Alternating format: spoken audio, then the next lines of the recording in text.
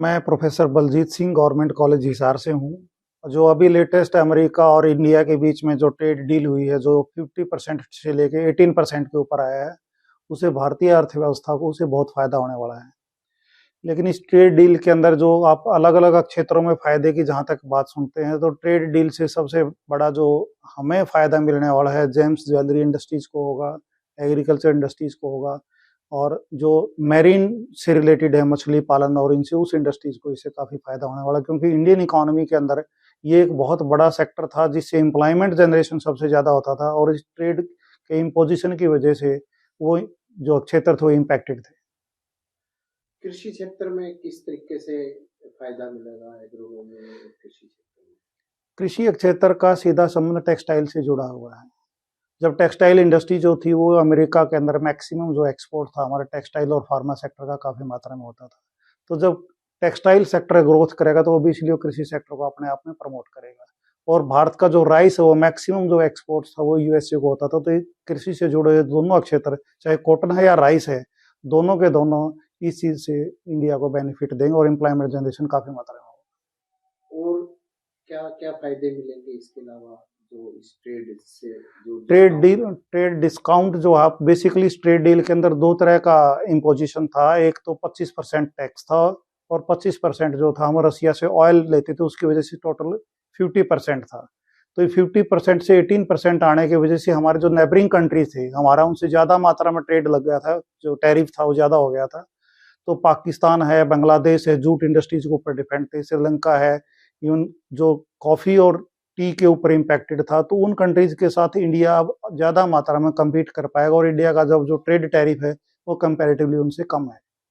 अगर इससे पहले की बात की जाए, जब ये डिस्काउंट नहीं था, उस समय क्या था, उस समय क्या इंडिया को लॉस हो रहा था? यूएसए इंडिया ट्रेड का सबसे मेजर पार्टनर था। जैसे ही इस चीज का इम्पोजिशन हुआ तो सबसे पहले हमारे पास जो टेक्सटाइल इंडस्ट्रीज थी, बेसिकली मैं अगर हरियाणा से बात करूँ, पानीपत हमारा टेक्सटाइल हब है, तो टेक्सटाइल इंडस्ट्री पे काफी इम्पैक्ट आया। जेम्स एंड ज्वेलरी जो कि गुजरात और महाराष्ट्र का इम्पैक्ट था, उसके ऊपर काफी मात्रा में आया। और तटीय क्षेत्रों के साथ जो क्षेत्र थे जिसके मैरीन से रिलेटेड थी, उससे इसके ऊपर इम्पैक्ट आया था। तो जैसे ही ट्रेड के अंदर जो टैरिफ इम्पोजिशन हुआ तो उससे हमारा जो एक्सपोर्ट है वो प्रभावित हो गया। जिन फर्मों के साथ हमें आगे डील कर रखी थी उन लोगों ने उसको होल्ड पे रख लिया। तब तक ये स्पेकुलेटिव था कि ट्रेड टैरिफ कम भी हो सकता है, ट्रेड डील नियर फ्यूचर हो भी सकती है, लेकिन वो लगभग इसको फाइनल होने में 10 महीने का समय लगा। और इस 10 महीने के अंदर हमारे जो एक्सपोर्टर भाई थे उनको काफी मात्रा में लॉस भी उठाने पड़े। तो सर, पूरा ये डील हुई है, तो अगर बात स्टेट वाइज बात की जाए तो ज्यादातर इसको कौन से स्टेट को इससे फायदा मिलेगा, ताकि इस डील से पूरे इंडिया को ही फायदा? नहीं, इंडिया को ही फायदा होगा। जहां तक फायदे की बात है, सबसे पहले तो हम ये मान के चलें कि ट्रेड का जो टैरिफ कम होना है उससे सबको फायदा होगा। लेकिन आईटी सेक्टर के अंदर बहुत सी टेक्नोलॉजी बेस्ड चीजें थी जो यूएस के ऊपर डिपेंडेंस थी हमारी, वो हमें इजीली अवेलेबल मिलेगी। एरोस्पेस इंडस्ट्रीज के अंदर जो जेट के मिलने थे उससे हमें इसका फायदा होने वाला है। जेम्स एंड ज्वेलरी को हमारे सबसे बड़े बायर्स थे। और फार्मा सेक्टर स्पेसिफिकली जो मेडिसिन है उसका लगभग 30 to 40% जो शेयर है वो इंडिया एक्सपोर्ट करता था यूएस को।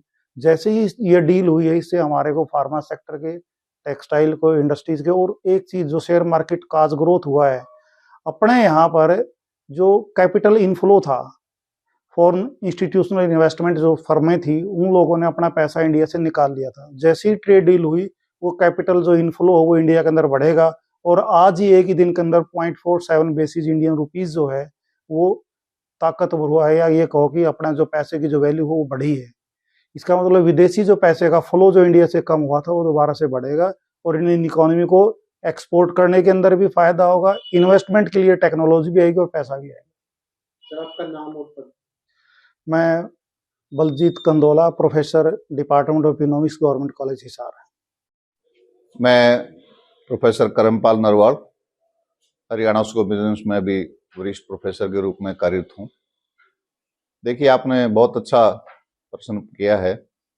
भारत और अमेरिका इस दुनिया के दो सबसे बड़े लोकतंत्र हैं, और सबसे बड़े दो लोकतंत्र के अंदर एक जो गतिरोध बना हुआ था टैरिफ को लेकर, उसके ऊपर दोनों देशों ने कल सहमति जताई है कि जो भारत के ऊपर अमेरिका ने पहले 25% टैक्स लगाया, फिर उसके बाद 25% की पेनल्टी लगाई, जो कि क्योंकि हम रशिया से कच्चा तेल खरीद रहे थे, तो उनका कहना था कि आप रशिया से कच्चा तेल ना खरीदें, क्योंकि इससे क्या है कि प्रत्यक्ष या अप्रत्यक्ष रूप से रशिया को लाभ होता है और यूक्रेन युद्ध रोकने में कठिनाई आ रही।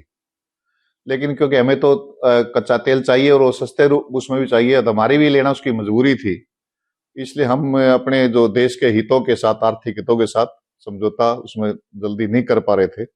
लेकिन अब अमेरिका ने हमारे को एक और बढ़िया ऑफर दी वेनेजुएला से तेल खरीदने की, क्योंकि हमने तो तेल खरीदना, हम तो इंपोर्ट करते हैं, तो वहां से हम तेल खरीदेंगे और रशिया से भी हमारा अभी जारी रहेगा, एकदम से बंद नहीं होगा, लेकिन धीरे धीरे करके हम जहां हमें सस्ता तेल मिलेगा, जहां देश के लिए बढ़िया मिलेगा, वो तेल हम खरीदेंगे। तो इसलिए कल दोनों देशों के राष्ट्राध्यक्ष ने ये फैसला किया कि अब वो 50% के बजाय भारत के ऊपर 18% रूप से टैक्स लगेगा। इसके बदले में जो अमेरिका से होने वाला हमारे देश में इंपोर्ट है, हमें भी उनको टैक्स रूप में रियायत देनी पड़ेगी। और इसमें सबसे जो लाभ होगा, जो हमारा गोल्ड एंड ज्वेलरी है और हमारा टेक्सटाइल सेक्टर है और हमारा आईटी सेक्टर है, कैपिटल गुड्स सेक्टर है, इलेक्ट्रॉनिक सेक्टर है, इसके अंदर प्रत्यक्ष रूप से हमें इसका लाभ मिलेगा। सर, इसमें अगर बात की जाए मुख्य तौर से किस किस फील्ड में या इकोनॉमी में फायदा होगा ज्यादातर? देखिए, मुख्य रूप से क्या है कि हमारा और अमेरिका का बहुत लंबा रिश्ता है व्यापार का, और हमारे लाखों करोड़ों भारतीय अमेरिका में विभिन्न क्षेत्रों में काम करते हैं। अगर मैं आईटी क्षेत्र की बात करूं तो हमारी जैसे बड़ी बड़ी कंपनियां हैं, इन्फोसिस है, टीसीएस है, विप्रो है, टेक महिंद्रा है, ये वहां पर इनका काफी बिजनेस है यूरोप और अमेरिका के अंदर। तो जो सेंटिमेंट नेगेटिव हो गया था, जैसे उन्होंने वीजा के ऊपर भी कुछ ज्यादा फीस कर दी थी, तो वो दोनों देशों के अंदर मैं कहूंगा जो एक मनमुटाव था, एक मिसअंडरस्टैंडिंग थी, वो इस समझौते से स्पष्ट हो गई है। और जहां अमेरिका के भी हमें अच्छे एक्सपोर्ट भारत में सस्ते रेट पर मिलने वाले हैं, तो हमारे भी अच्छे प्रोडक्ट अमेरिकन लोगों को सस्ते रेट में, क्योंकि टैक्स कम होगा तो अल्टीमेटली कंज्यूमर को लाभ होगा, तो सस्ते रेट मिलने वाले हैं। तो दोनों ही देशों के परस्पर जो है कंज्यूमर इसमें लाभार्थी होंगे।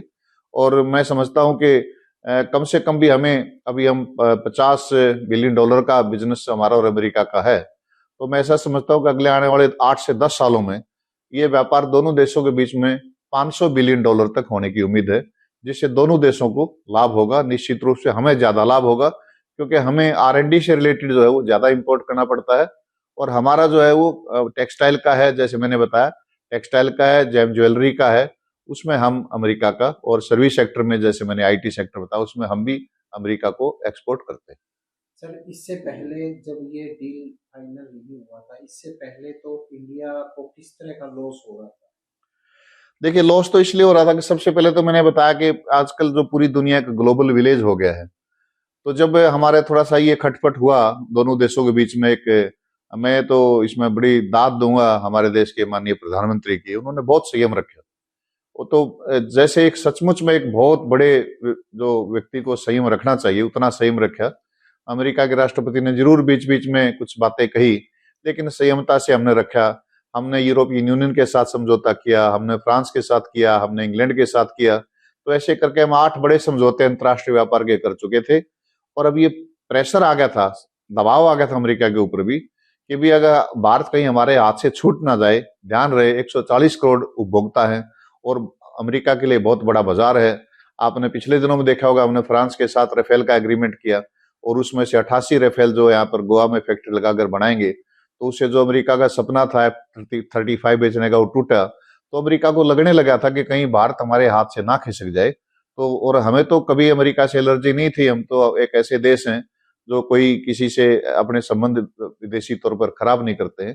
तो ये मैं समझता हूँ दोनों देशों के लिए एक विन विन सिचुएशन है। भारत की अर्थव्यवस्था के लिए अच्छी है और विश्व व्यवस्था के लिए इसलिए अच्छी है क्योंकि दोनों देश बहुत बड़े जो है वो लोकतांत्रिक प्रणाली के देश हैं, और लोकतांत्रिक प्रणाली के देश जो आगे आएंगे तो पूरी दुनिया उसका लोकतंत्र के लिए लाभ होता है और दुनिया के बाकी देशों को भी हमारे व्यापार से लाभ होने वाला। सर, भारत कृषि देश है, तो ऐसे में क्या लगता है इस तरह के समझौते होने से इसको लाभ मिला के एग्रोनॉमी या कृषि यंत्रों का कुछ इस तरह का भी कोई फायदा? देखिए जब व्यापार होता है तो उसमें कुछ गिव एंड टेक होता है, कुछ हमें लाभ होगा, कुछ उन्हें लाभ होगा। तो हमारा कुछ विषयों के ऊपर थोड़ी सी रिजर्वेशन थी, जैसे क्योंकि हम एक हमारी जो हिंदू सभ्यता है, हमारे जो खान पीने के अलग तरीके हैं, उनके खान पीने के अलग तरीके हैं। कुछ विषय थे, कुछ हमारे जो है मिल्क से रिलेटेड कुछ विषय थे, कुछ एग्रीकल्चर के विषय थे, जिनके ऊपर हमारा ये था कि भी शायद वो हमारे उपभोक्ता के लिए ठीक नहीं रहने वाला है। तो ऐसे कुछ विषयों पर उनको चिन्हित करके हमने अपनी वहां पर जो हमारी कुछ कंसर्न है, जो हमारी कुछ दिमाग के अंदर चीजें थी, हमने उनके साथ साझा की और उन्होंने हमारे साथ साझा की। तो ये चीजें विस्तृत रूप से चर्चा करके बनी है और निश्चित रूप से मैं समझता हूं कि भारत के खेती के, भारत के किसानों के, भारत के पशुधन के, उन सब की रक्षा सुनिश्चित करके ही हम इस समझौते पर पहुंचे हैं, क्योंकि हमने इसमें जल्दबाजी नहीं की है। 1 साल से ज्यादा वक्त इसमें हमने लगाया है। पूरी दुनिया इंतजार कर रही थी कि इतना वक्त भारत ने क्यों लगाया। शायद इसलिए लगाया कि हमने जो हमारी बातचीत उनके साथ चल रही थी, हम अपने जो जहां जहां हमारी चिंताएं थी वो चिंताएं हमने उनके सामने रखी और अंततः ये फैसला हुआ। तो मैं समझता हूं कि दोनों देशों को इसका स्वागत करना चाहिए। आपका नेम एंड पोस्ट? मैं प्रोफेसर करमपाल नरवाल, मैं यहाँ हरियाणा स्कूल ऑफ बिजनेस में वरिष्ठ प्रोफेसर के पद पर कार्यरत हूँ और विश्वविद्यालय में डीन अलुमनाई रिलेशन का पद भी कार्यभार भी देखता हूँ। जैसे कि मैं सो रहा हूँ तो पिताजी को जगाना है मुझे, तो वो डायरेक्ट उठाने के बजाय, और हिंसा की परंपरा मेरे यहाँ नहीं थी सौभाग्य से, तो वो क्या करते थे कि उस कमरे में आ जाएंगे या बाहर से गुजरेंगे और चौपाई बोलेंगे, प्रात काल उठ गए रघुनाथा मात पिता गुरु नावई माता। कभी कभी मैं गुस्से में उठ करके अरे पापा, चरण स्पर्श किया और सो गया। मैंने कहा अब मत उठाना।